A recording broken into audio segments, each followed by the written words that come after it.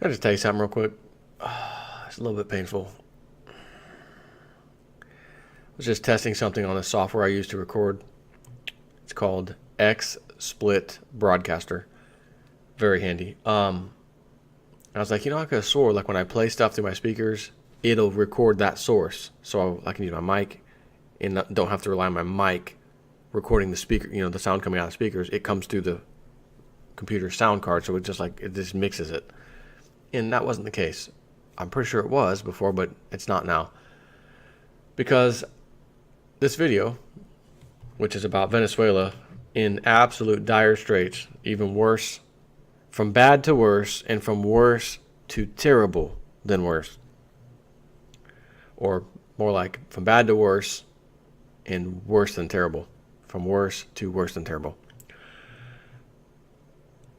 I saw this Venezuela economy grinds to a halt as Maduro orders 5-day weekend for public workers. You guys only work for 2 days. And right after that, Venezuela runs out of money to print money. It runs out of money to print new money. And I thought of the Queen song, Bohemian Rhapsody.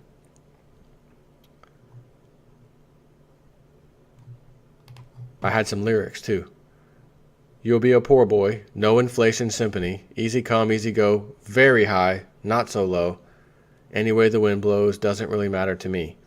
Maduro just killed a nation, a socialist in his head, pulled the trigger, Venezuela's dead. Mama, socialism had just begun, and now I've gone and thrown it all away. Citizens, didn't mean to make you poor. If oil's not back up by this time tomorrow, carry on, carry on. I played it in YouTube, the karaoke version. I sang it. Wasn't a good job, so I cut some of it out and just sang the first part of that. And then I went into the video. And the painful part is that when I was doing that testing, trying to see if it records to the speakers, through the sound card, I hit the mic mute button on my microphone so that it definitely couldn't pick up that sound. And then I verified, it's quiet. There's silence here, so it's not doing what I thought it would. No problem. So I just went ahead and started the video. Forgot that the mute button was on. I just spent, however long, 15 minutes, 20 minutes, talking about this whole thing, doing my video, played it back. It's silent. What the? Got the mic. Oh my God, it's flashing. It's on mute. Oh my God. But I like my peeps. And this is a good video.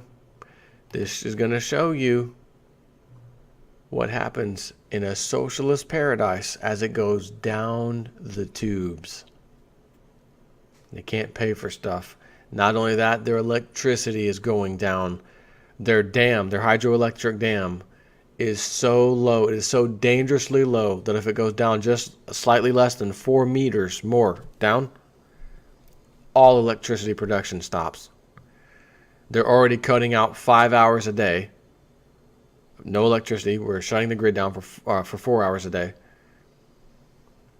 Some places are already experiencing sporadic electricity on and off the grid. And I thought about it as I was reading this. Man, them old Webbot reports had been calling for this kind of stuff. Electric grids going down, sporadic electricity, you name it. On and off, governments coming in and we're shutting it down for part of the day.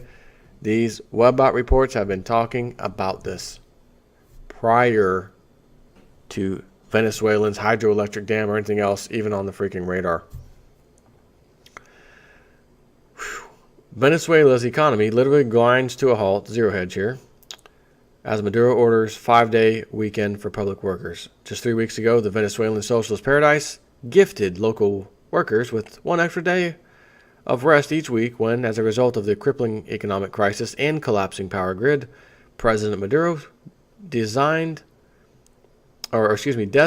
every Friday in the months of April and May, at least to start with, as a non-working holiday in his desperate bid to save electricity as a prolonged drought pushes water levels to a critical threshold at hydro generation plants. Never without a scapegoat, Maduro immediately blamed El Nino for implementing the 3-day work weekend. He's taking a page out of America's book. Oh, the markets, beginning of the year, there's a lot of weather problems. S&P's down today. There's extended cold winter days. And then some other crap happened. Oh, markets rally. Well, hold on, I thought the weather didn't change. They rallied after that? I thought it was cold. No. Oh, you just come up with an excuse. You just come up with an excuse to make people think that like all these events happen. It's like kind of a natural, action, reaction, and action and reaction. And no, it's just the club controlling all the markets. No need to look around. This plan is for 60 days for 2 months. Will allow the country to get through the most difficult period with the most risk, he said. I call on families, on the youth, to join this plan with discipline, with conscience, and extreme collaboration to confront this extreme situation. Wow. It's literally 3.56 meters now from being in the danger zone of, oh my God, power generation will cease to happen. And as I read this, I think to myself, is there any chance, is the old American club, are we using HARP, those antenna array bouncing off the stratosphere, and are we playing games, or is that a natural drought? And it just, darn old Maduro's luck, because they wanted their gold back when Chavez was alive. He's always accused the U.S. of trying to overthrow him, which is true. And we got our gold back, and yeah. And then he dies of a fast-moving cancer, of course. This guy Maduro takes over. Socialist paradise, of course, just like Chavez had. And he goes and realizes, oh, oil prices are down. We're going to have to sell off all that gold. All the gold we got back, let's sell it back to the boys, the club. So it's almost like, to me, I see this as kind of like a little spanking. Venezuela, you mess with the club, they're spanking you. Yeah, they got their gold back, but the fact that you had to put them through that, we don't play that way. Now you're going to get an extended drought. Sorry about your luck. Is that possible? Yes. Can I prove it? Not even, kind of. Moving on. Venezuela runs out of money to print new money. Is this some kind of joke? Is this some kind of comedy? Venezuela runs out of money to print new money. Zero hedge again. Back in February, when we commented on the unprecedented hyperinflation about to be unleashed in the Latin American country whose president just announced that he would expand the weekend for public workers to 5 days. We joked that it is unclear just where the country will find all the paper banknotes it needs for all its new physical currency. After all, central bank data shows Venezuela more than doubled the supply of $100 bills, $50 bills, and $2 bills, their currency, in 2015 as it doubled monetary liquidity, including bank deposits. Supply has grown even as Venezuela has fewer U.S. dollars to support new bolivars, which is their dollar, as a result of failing oil prices. And again, who sets the price of oil? We do in America. The COMEX, the New York, or NYMEX as they call it. That's where these paper contracts are having the price set on the real thing every day. Not real barrels of oil, not real trade happening, people betting back and forth with paper contracts. Same thing with gold, silver, zinc, iron, all of it, all commodities, rice, beans, corn, cotton, all the way down the board. Copper, you named it. We set the price of everything in this country. And if we are about to pull the plug on our own economy, time to press the reset button, we need to make sure the whole world experiences it at the same time. So we can all gather around and say, hey, we have an idea, let's go with the New World Order. Does that sound good? We're all experiencing the same thing by coincidence. Wait a minute, but America, you guys set the market. So this country over here who mostly exports copper and is now suffering badly because of the low price, you guys are setting the price. Yeah. And these gold and silver mining nations that do a lot of that, you've been holding the price on them too? Well, the market says what the market says. Yeah, but who's the market? The big commercial banks and the federal government. That's who the market is. And then as if on cue, Wall Street Journal responded, millions of pounds of provisions stuffed into 3 dozen 747 cargo planes arrived here from countries around the world in recent months to service Venezuela's crippled economy. But instead of food and medicine, the planes carried another resource that often runs scarce here, and that would be bills of Venezuela's currency, the bolivar. The shipments were part of the import of at least 5 billion banknotes that President Nicolas Maduro's administration authorized over the latter half of 2015 as the government boosts the supply of the country's increasingly worthless currency, according to 7 people familiar with the deal. 7. Not that again. More planes were coming in. In December, the central bank began secret negotiations to order 10 billion more bills, which would effectively double the amount of cash in circulation. That order alone is well above the 8 billion notes the U.S. Federal Reserve and the European Central Bank each print annually. Dollars and euros that, unlike bolivars, are used worldwide. It says, currency expert says the logistical challenges of importing and storing massive quantities of banknotes underscore an undeniable truth. Venezuela is spending a lot more than it needs because the government hasn't printed a higher denominated banknote, revealing a misplaced fear, analysts say, that doing so would implicitly acknowledge high inflation the government publicly denies. Big bills do not cause inflation. Big bills are the result of inflation, said Owen W. Linsmeyer, a San Francisco-based banknote expert and author who catalogs world currencies. Larger bills can actually save money for the central bank because instead of having to replace 10 deteriorated notes, you only need 5 or even 1, he said. The Venezuelan central bank's latest orders have been exclusively only for 150 bolivar notes, according to the 7 people familiar with the deals, because 20s, 10s, 5s, and 2s are worth less than the production cost. 20s, 10s, 5s, and 2s are worth less than the production cost. Are you telling me a $20 bill in Venezuela costs more to print on a printer than it actually is worth?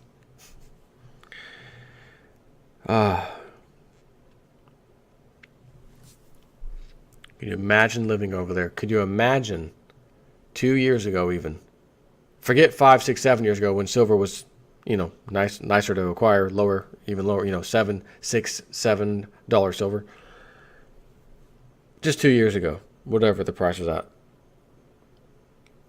And you saw the writing on the wall in your country in Venezuela. I'm going to start massively acquiring as much silver or gold as I can get.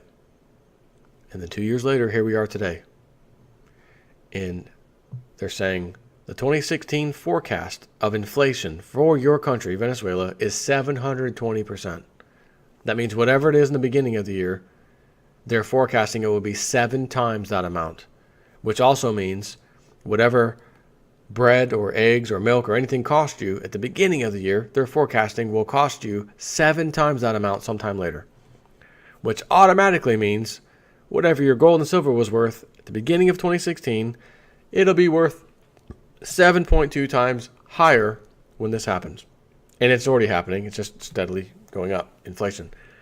Not to mention the start of it last year.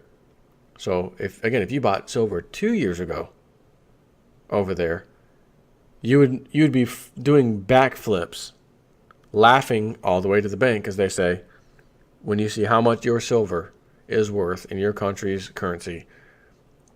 And while everyone's suffering, blackouts, 4 hours a day, no power, all that stuff, you would be doing far, far, far greater than just about anybody else as far as the normal citizens go, because you would have that silver. And for a price, just about anything can be had. Oh, you need some bread, you need some milk, we got you covered. It's going to cost you. And again, do you want that in silver coin? Or do you want that in a wheelbarrow full of these banknotes? Because to be honest with you, normally if you hold up $1, and you hold up a silver coin, clearly the silver coin weighs significantly more than a paper dollar. But considering what this silver coin's worth and the amount of dollars you're going to have to give me just to exchange this, those freaking dollars weigh more than my silver coin. So in that thought, I'll take the silver instead. Not to mention, as inflation goes higher, if I take those banknotes in that wheelbarrow and I stuff them in my house and hide them, and then inflation keeps rising, I still have the same pile of money. It's becoming extremely devalued. But if I took that silver coin from you and sat on it, and inflation kept going up, a funny thing happens.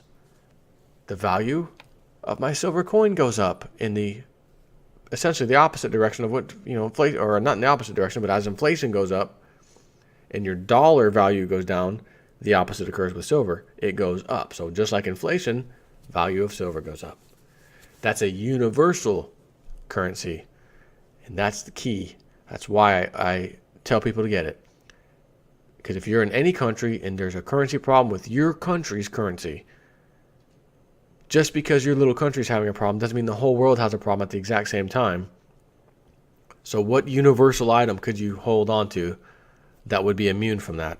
Once again, precious metals. Venezuela is finished. Sadly. Because, there's average citizens, just like you and I, that are going to have to deal with this. Sad day. Take care.